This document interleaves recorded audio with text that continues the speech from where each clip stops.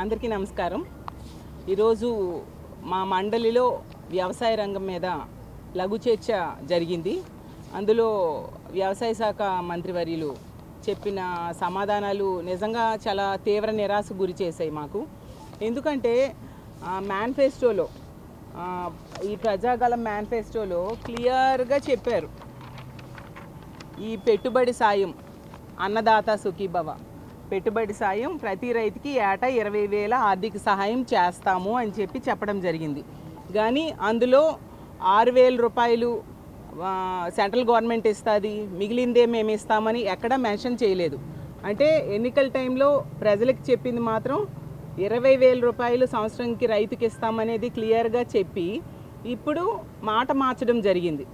మేము చెప్పాము ప్రతి సందర్భంలో కూడా సెంట్రల్ గవర్నమెంట్ ఇచ్చిన దాంతో కలిపి అంటూ చెప్పడం జరిగింది. అంటే రైతుకి వెన్నుపోటు పొడిచారు అనేది క్లియర్గా మా మండలి సాక్షిగా తేటతెల్లమైంది.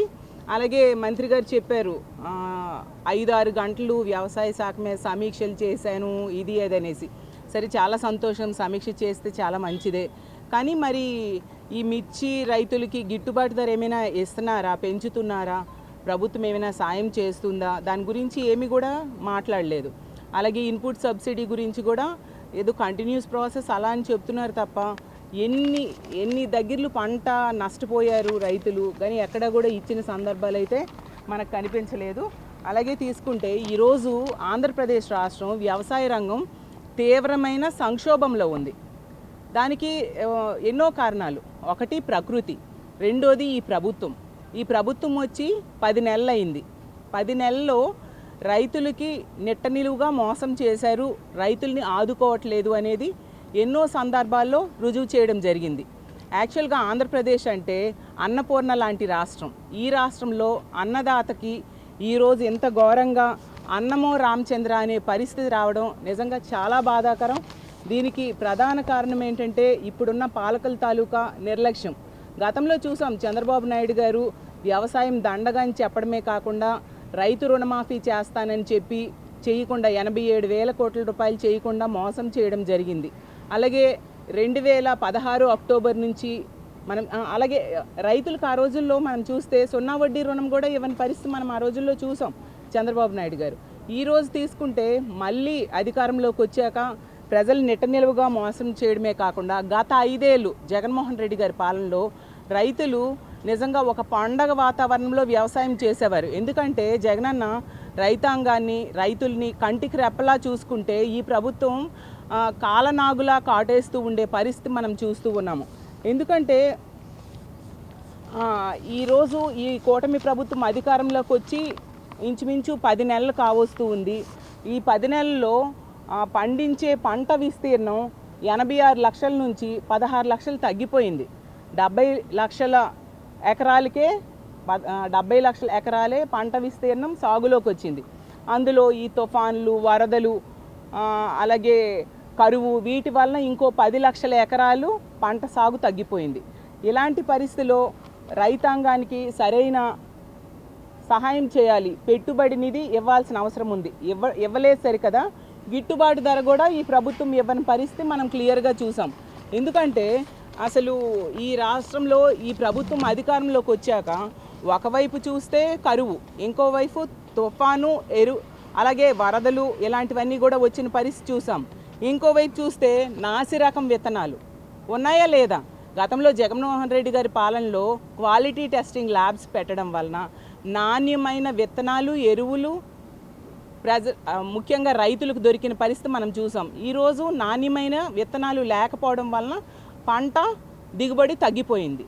ఇలాంటి పంట దిగుబడి ఒకవైపు తగ్గిపోవడం, ఇంకోవైపు ఏమో వాళ్ళకి సరైన మద్దతు ధర ప్రభుత్వం ఇచ్చి ఆదుకోని పరిస్థితి మనం క్లియర్గా చూసాం. ఇప్పుడు చంద్రబాబు నాయుడు గారి ప్రభుత్వంలో తీసుకుంటే మిర్చి పంట, టొమాటో పంట, కంది పంట, ధాన్యము వీటన్నిటికి కూడా గిట్టుబాటు ధర లేని పరిస్థితి. అలాగే మిర్చి రైతులైతే ఆత్మహత్యలు చేసుకునే పరిస్థితులు వచ్చినా కూడా ప్రభుత్వానికి చలనం లేని పరిస్థితి మనం చూస్తూ ఉన్నాము. అలాగే మార్కెట్ ఇంటర్వెన్షన్ స్కీమ్ కింద ఈ 10 నెలల్లో 10 కేజీలైనా కూడా పంట వీళ్ళు కొన్నారా అని నేను అడుగుతూ ఉన్నాను. అలాగే తీసుకుంటే కరువు సాయం లేదు, అలాగే తుఫాను వల్ల నష్టపోయిన పంటకి సాయం లేదు, వరద వలన నష్టపోయిన పంటకి సాయం లేదు. అలాగే పంటలకు బీమా రక్షణ కూడా ఈ ప్రభుత్వం చేయని పరిస్థితి మనకు క్లియర్గా కనిపిస్తూ ఉంది. మిర్చి పంటకు తీసుకుంటే జగన్మోహన్ రెడ్డి గారు ముఖ్యమంత్రిగా ఉండేప్పుడు 21,000 నుంచి 27,000 రూపాయలకు కూడా ధర పలికేది. ఈరోజు ఎంత ఘోరమైన పరిస్థితి ఉందో మనందరము చూసాం. మొన్న జగన్మోహన్ రెడ్డి గారు ఆ మిర్చి రైతులకి చూడడానికి వెళ్లితే కానీ ఈ ప్రభుత్వంలో చలనం రాలేదు. కేంద్రానికి లేఖ రాశామంటూ హడావుడి చేశారు, సమీక్షలు చేశారు. మరి అంతవరకు మిర్చి పంట రైతులు వీళ్ళకి గుర్తు రాలేదా అని నేను అడుగుతూ ఉన్నాను. సరే, వీళ్ళు కేంద్రానికి రాసిన లేఖలోనే క్లియర్గా అర్థమైంది ఏంటంటే మనకి గతంలో జగన్మోహన్ రెడ్డి గారి టైంలో ఎంత గొప్పగా మద్దతు ధర మిర్చి రైతులకు ఉంది అనేది మనకు క్లియర్గా ఆ లెటర్లోనే అర్థమైపోయింది. అలాగే ఈ గిట్టుబాటు ధర ఎందుకు మిర్చి రైతులకి వీళ్ళు కల్పించరు, ఎప్పుడు కల్పిస్తారు అనే దాని మీద అయితే స్పష్టత లేని పరిస్థితి క్లియర్గా అర్థమవుతుంది. అంటే ఎంతసేపు వీళ్ళు చేస్తున్న ఈ సమీక్షలు, ఈ లెటర్స్ ఇవన్నీ పబ్లిసిటీ కోసమా, నిజంగా రైతులను ఆదుకోవడం కోసమా అని నేను అడుగుతూ ఉన్నాను. అలాగే టొమాటో ధర అది దారుణంగా పడిపోయింది. వ్యవసాయ శాఖ మంత్రి గారు 8 రూపాయలు కొంటాను అని చెప్పారు. అసలు నేను ప్రభుత్వాన్ని అడుగుతూ ఉన్నాను, అసలు 8 రూపాయలు కొంటామని మాటలే చేతల్లో కూడా కావాలి కదా. ఎన్ని క్వింటాలు కొన్నారు మీరు, అది చెప్పాలి కదా. అసలు ఈరోజు టొమాటో రైతులు 3 రూపాయలకి 5 రూపాయలకి కూడా అమ్ముకునే పరిస్థితి ఇక్కడ ఈ రాష్ట్రంలో దాపురించింది. అలాగే పత్తి పంట గత ఏడాది క్వింటాల్కి 10,000 రూపాయలకు పైగా ఉంటే ఈరోజు తీసుకుంటే 5,000 నుంచి 6,000 రూపాయలు దాటని పరిస్థితి. అంత దారుణంగా పత్తి పంట ధర కూడా ఈరోజు పడిపోయిన పరిస్థితి. అసలు ఈ రైతుల తాలూకా కన్నీళ్ళు చూసి కనీసం కనికరం కూడా ఈ ప్రభుత్వానికి లేదు అని మనకి క్లియర్గా అర్థమవుతూ ఉంది.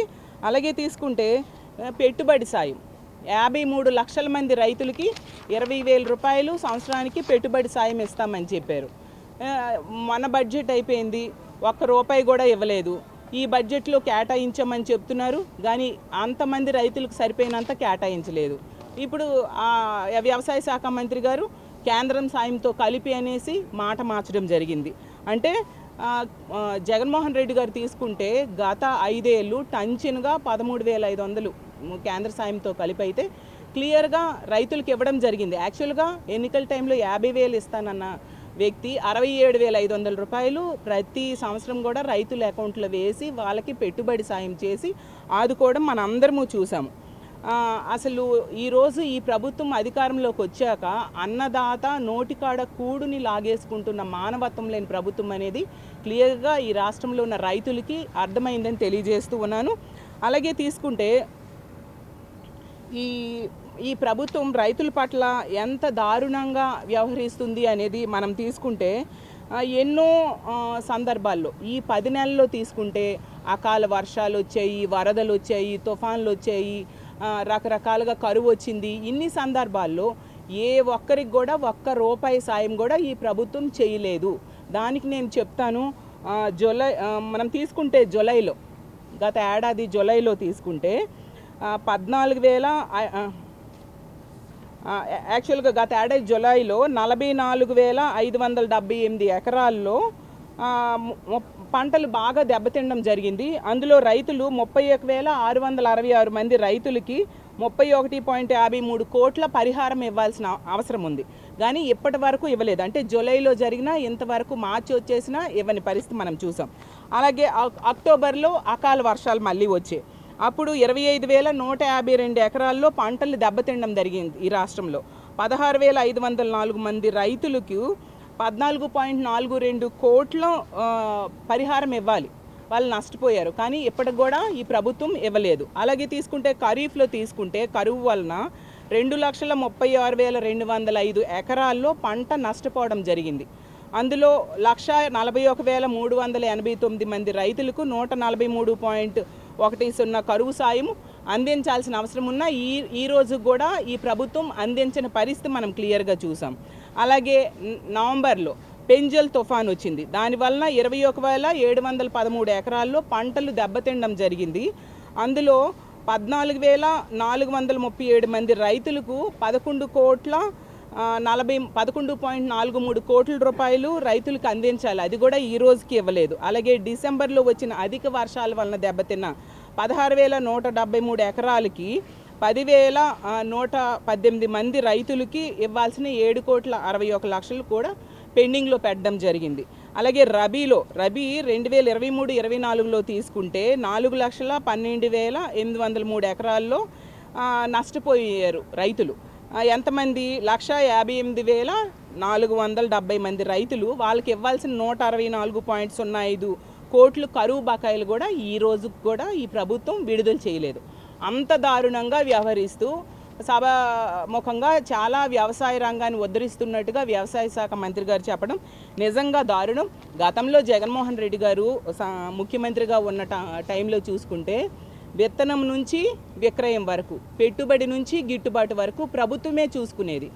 ఆర్బీకేలను ఏర్పాటు చేసింది, ఈ క్రాప్ ఏర్పాటు చేయడం జరిగింది. రైతుకి ఆదుకోవడంలో ఆ ప్రభుత్వం ఎంతగానో ముందుండడం వలన వ్యవసాయ రంగంలో గతంలో ఎన్నడూ లేనట్టుగా వృద్ధి రేటు 12.97% ఈ రాష్ట్రంలో జగనన్న ముఖ్యమంత్రిగా సాధించడం జరిగింది. గతంలో ఎన్నడూ ఇంత ఎక్కువ వృద్ధి రేటు లేదన్నమాట. అంత చక్కగా వృద్ధి రేటు సాధించాము అంటే ఎంతగా వ్యవసాయ రంగాన్ని గతంలో వైఎస్ఆర్ కాంగ్రెస్ పార్టీ అధికారంలో ఉండేప్పుడు ఆదుకుంది వ్యవసాయ రంగాన్ని అనేది మనం అర్థం చేసుకోవచ్చు.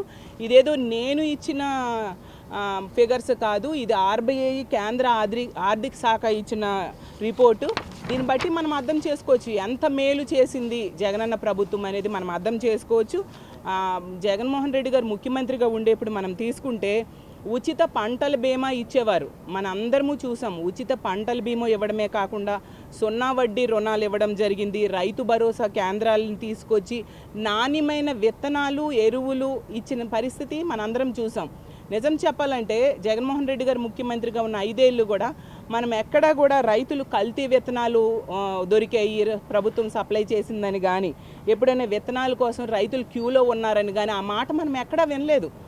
మేము ఛాలెంజ్ చేసి చెప్పగలం. అంత చక్కగా నాణ్యమైన విత్తనాలు ఇచ్చారు. రైతులకి ఇంటికి దగ్గర తీసుకెళ్ళి ఇచ్చినంత చక్కగా ఆర్బీకేల ద్వారా వాళ్ళకి ఎటువంటి వెయిటింగ్ లేకుండా విత్తనాలు, ఎరువులు కూడా ఇవ్వడం, మనందరం పెస్టిసైడ్స్ కూడా ఇవ్వడం మనందరము చూసాం.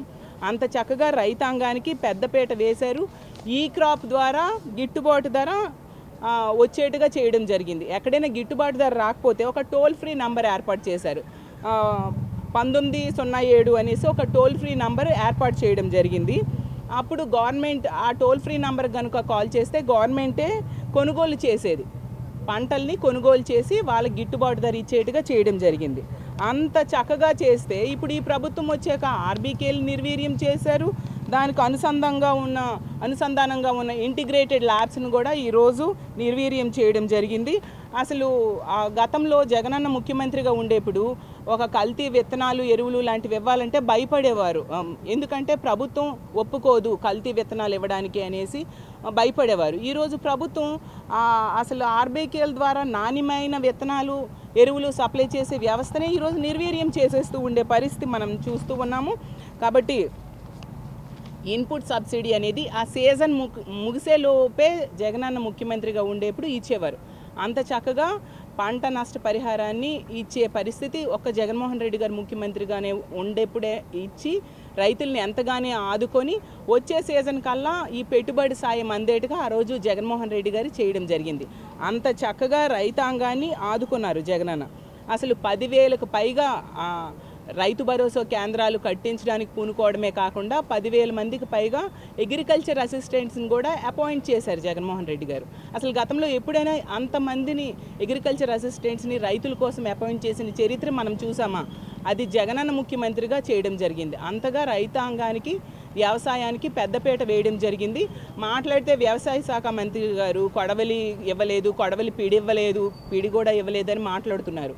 కానీ జగన్మోహన్ రెడ్డి గారు ముఖ్యమంత్రిగా ఉండేప్పుడు 1,050 కోట్లు ఈ యంత్ర సామాగ్రి కోసం ఖర్చు పెట్టడం జరిగిందనేది రికార్డ్స్లో ఉంది. అంత చక్కగా వాటి కోసం కూడా జగన్మోహన్ రెడ్డి గారు ఆ రోజుల్లో ఖర్చు పెట్టి రైతాంగాన్ని ఆదుకోవడం జరిగింది. కాబట్టి జగన్మోహన్ రెడ్డి గారి ప్రభుత్వంలో ఇన్పుట్ సబ్సిడీ ద్వారా 3,200 కోట్లు కూడా రైతులకి ఇవ్వడం జరిగింది. సో ఈ విధంగా ఎంతగానో జగన్మోహన్ రెడ్డి గారి ముఖ్యమంత్రిగా ఉన్న పరిపాలనా కాలంలో రైతాంగం ఎంతో చక్కగా వ్యవసాయం చేసేది. వ్యవసాయం అనేది ఒక పండగ వాతావరణంలో చేసుకునేవారు. ఈరోజు తీసుకుంటే కేవలం 10 నెలల్లోనే వ్యవసాయ రంగం నిర్వీర్యమయ్యేట్టుగా ఈ కూటమి ప్రభుత్వం చేస్తూ ఉంది. ఎన్నికల టైంలో కూడా ఎన్నో అలవికాని హామీలు ఇచ్చి, చెయ్యని హామీలు ఇచ్చి రైతాంగాన్ని మోసం చేసి ఈరోజు రైతుల జీవితాలు తలక్రిందులయ్యేట్టుగా చేశారు. ఎప్పటికైనా అబద్ధాలు చెప్పడం మానేసి మేనిఫెస్టోలో ఇచ్చిన అంశాలన్నీ కూడా దానికి సరిపోయిన అమౌంట్స్ని బడ్జెట్లో కేటాయించి రైతాంగాన్ని ఆదుకోవాలి, ఇన్పుట్ సబ్సిడీ ఇవ్వాలి, అలాగే పెట్టుబడి సాయం ఇవ్వాలి, రైతులకి గిట్టుబాటు ధర అయ్యేట్టుగా ఈ ప్రభుత్వం చేయాల్సిన అవసరం ఉందని తెలియజేస్తూ మీ పత్రికా ముఖంగా తెలియజేస్తూ సెలవు తీసుకుంటున్నాను. Thank you.